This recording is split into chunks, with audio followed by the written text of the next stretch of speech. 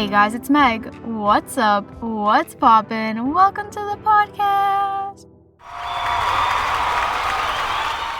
The weather gets cold, snow starts falling, the sun sets faster, and we're bundling up. So what are some crystals that match the vibe of winter? Also, I just want to apologize. I keep trying to mess with the settings on my microphone and I can't tell if I'm making them better or worse. And it's low-key bothering me, but we're just gonna go with it. I'm so sorry about the quality if this doesn't sound right. But we actually have two other crystal episodes. The summer one was from season 12, episode 6, and the fall one was from season 13, episode 5, if you want to go back and listen to those.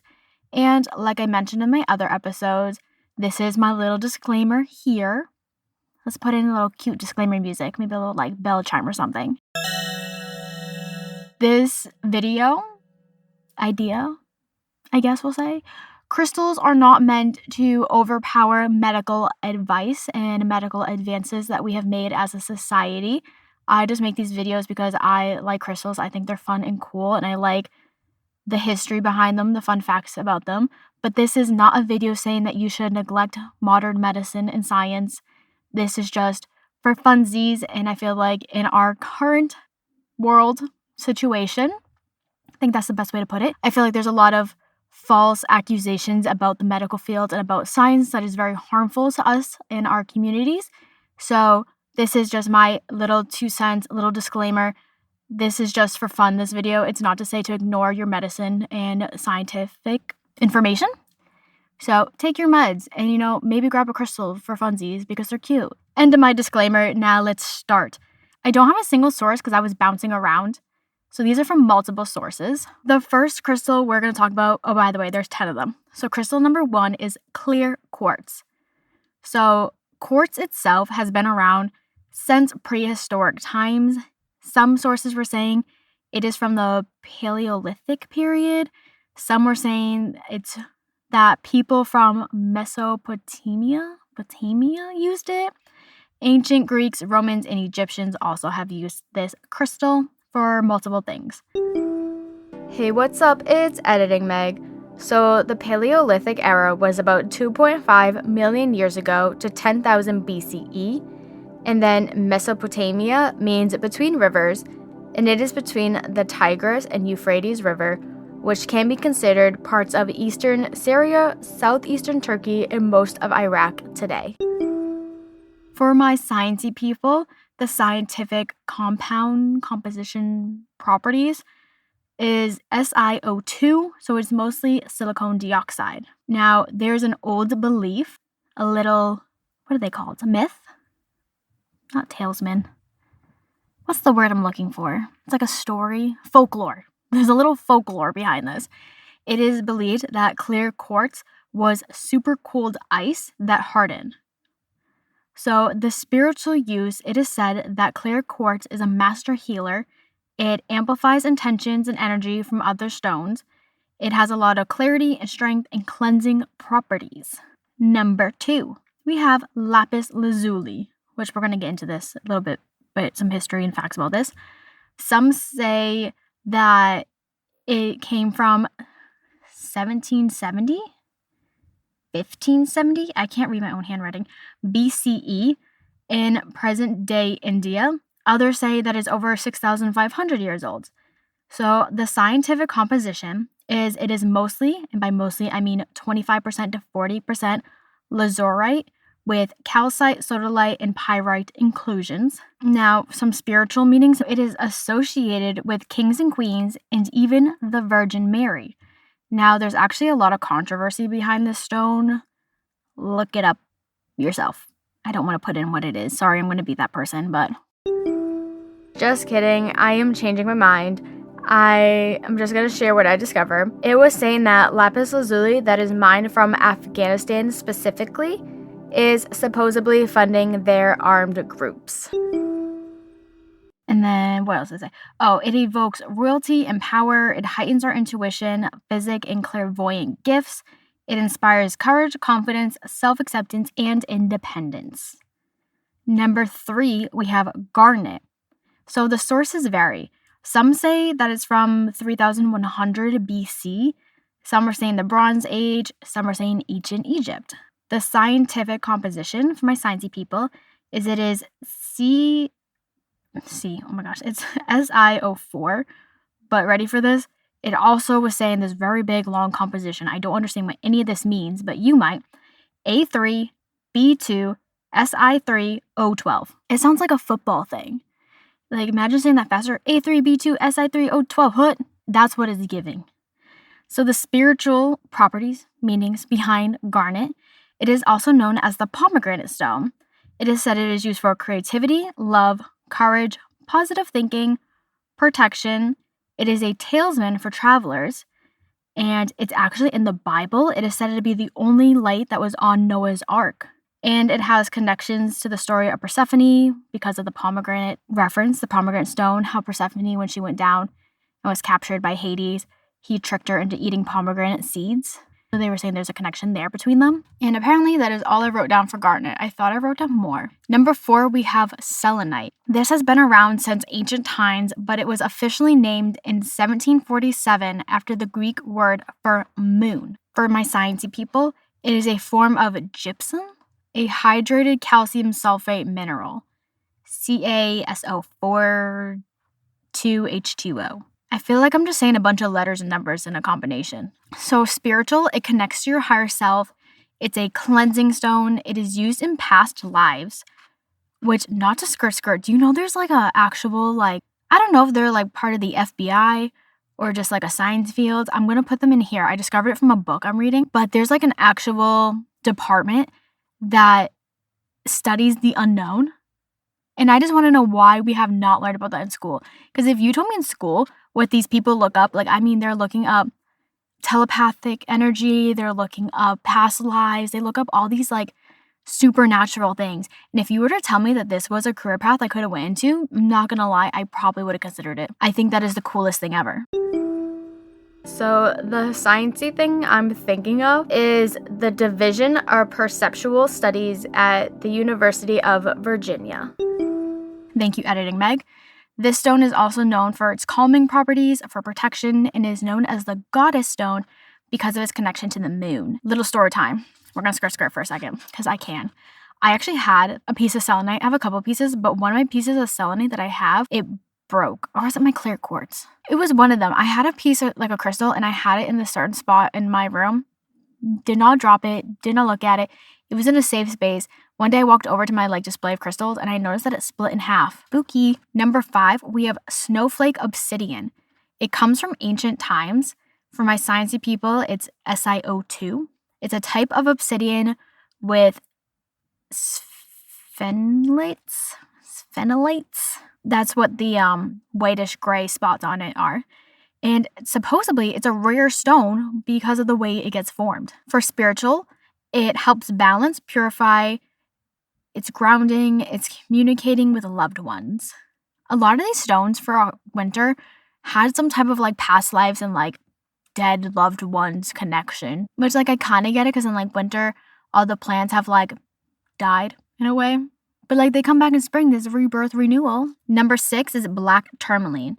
Some say ancient times, while some say the late 1600s to 1700s, and then some are even saying 1400s in Germany. For my sciencey people, this is sodium iron aluminum borosilicate. A lot of words there. Spiritual, it is the ultimate protector.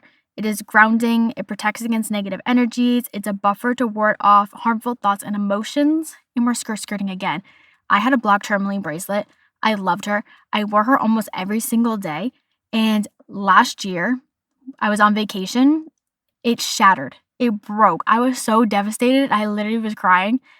And what's crazy was the day it broke was the day my zodiac sign had left a certain planet after all these years. And that planet was known for destruction and mayhem. And my bracelet broke. Very sad times. Number 7, we have bloodstone, which I feel like we did a podcast on bloodstone because all this information sounded very familiar, but I couldn't find it unless I wrote it down as another name. But this stone is from ancient times, and it's possibly one of the first gems used by the humans, and it used to be known as heliotrope. For my sciencey people, it's a green Caledony colored by chlorite and amphibole inclusions. I'm so sorry. I know I'm butchering these science words. Those quote-unquote blood spots, which is just the red on the stones, are hematite or hematite, depending how you pronounce it, or red jasper. For spiritual, brace yourselves for this one. Are you ready? Sit down, grab a glass of water, because you're about to be shook. It is a talisman for Christians, with myths of its blood spots going back to crucifixions. I'm dropping my paper for a second, because we need to talk about this. I feel like a lot, not every, but a lot of like Christian, Catholic, religious people are so against crystals that they name them like witchcraft. They're like, oh, that's witchcraft. That's blasphemy. That is against the Bible. Like, Jesus would never. And let me tell you, the amount of crystals, when I do this research, that I'm finding references to in the Bible, crystals are literally in the Bible. How are they witchcraft? It blows my mind. And like, you point this out to somebody and they're like, what? And then they're like, oh my gosh, you're right. There are crystals in the Bible. But it's just blowing my mind. And I feel like we need to do a whole podcast episode on what crystals are in the Bible, because that just seems so fun. But going back to the story, because I'm skirting a lot this episode. Where did I leave off? I was talking about the Christians. It is the stone of spiritual warriors.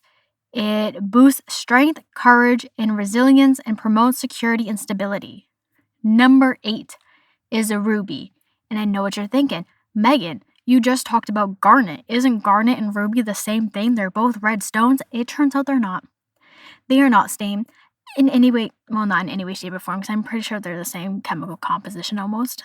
But anyways, this was first discovered around 2500 BC. For my sciencey people, rubies are here we go, corundum, aluminum and oxygen combination. The spiritual and history behind rubies, it has been known to symbolize the sun, and it has even been called the inextinguishable flame. The Kublai Khan, I'm so sorry if I mispronounced that, guys, is said to have offered a whole city in exchange for rubies. And a Burmese legend said that putting the stone beneath the skin can make you immortal. That is so fun. There's so many cool facts about crystals. It is known as the stone of passion, protection, and prosperity, and it wards off negativity. Number 9, snow quartz. I know what you're thinking. Megan, we started this episode off with clear quartz. There's difference. Clear quartz is, like its name, clear. Snow quartz is like its name, snowy. Like it's more white. Like clear quartz, you can see straight through it, but snow quartz, you can't really see right through it. It's very cloudy looking, very fluffy looking. So it is similar to regular quartz. So it's like ancient times it was discovered, but this source said that 16th century, the word quartz was first really recognized or found. My sciencey people, it is SiO2, but it is softer and a little more gentle than regular quartz. For my spiritual people, this one is very uplifting and kind. It is calming and encourages us to find alignment and harmony. It's cleansing and it's tranquility. And number 10, the very last crystal we're going to talk about is rose quartz. It was officially discovered in the 1880s, but it actually goes back to at least 7000 BC. My sciencey people, it's a silicate mineral, so it's SiO2. I feel like everything is just SiO2. For my spiritual people, rose quartz is basically just the stone of love. All different types of love. Self-love, friendship love, love. It is unconditional love, compassion. It is known as the heart stone. It can be a talisman for love and beauty. It can also be a talisman for fertility because it has a very feminine energy. But those are all the crystals that are said to be good for winter.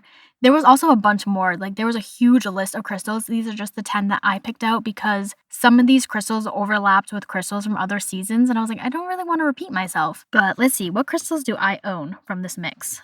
Number 1 was clear quartz. I do have some clear quartz. Number 2, I really didn't want to open my book, but I'm going to have to open my book because I don't remember what I talked about, which is so bad. 2 is lapis lazuli. I think I do own a piece. Number 3 is garnet. I think I own a bracelet of garnet. I do have some rings that used to be my grandmother's, but I don't know if they're garnet or ruby. But I do own those. I do have quite a few pieces of selenite. One of my favorite pieces I own is I have this plate, like a circle plate of selenite, and etched on it are the zodiac signs. It is the coolest thing ever. I'll take a picture and I'll post it on Instagram as part of the promo for it. Snowflake obsidian, I do have a piece of that. Black tourmaline, I actually still have a crystal of it. I unfortunately don't have my bracelet anymore. I do have a bracelet though that does have black tourmaline in it. Bloodstone, I do have some of that. Ruby, like I said, I think I own it. I don't know what the ring is. Snow quartz, I own a necklace of snow quartz, and rose quartz, I have a couple pieces of that. But before we end our episode, we are going to do our affirmations. We're going back to Inspired by Frida by Akal Britam, and I really hope one of these goes with the crystal vibe because that'd be so fun. So let's cue some ASMR shuffling. That's never ASMR shuffling, but maybe one day I can do an ASMR episode for you guys. Wait, that could be actually so fun, doing an ASMR-based episode. I don't know if I could... Ooh. Okay, we're having 2, guys. These 2 are falling out. So we're going to have 2 this week. So cue the drum roll, please. I feel personally attacked because all day long I keep saying I'm going to record a YouTube video, like an actual one, and this one's about creativity. It says, don't miss an ideal creative opportunity because it looks like work. Good work is happiness. And I just dropped the second one. Where is it? Right here. Our second one also has to do with creativity.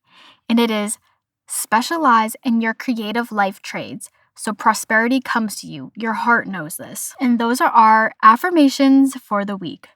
So the next time the winter blues start to get you a little down, maybe try something different. Grab a crystal because they have some properties people believe in, but even if you don't believe in them, they are still very pretty and cute to have.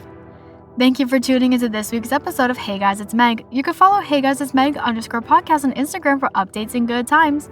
Come back. There's a helicopter.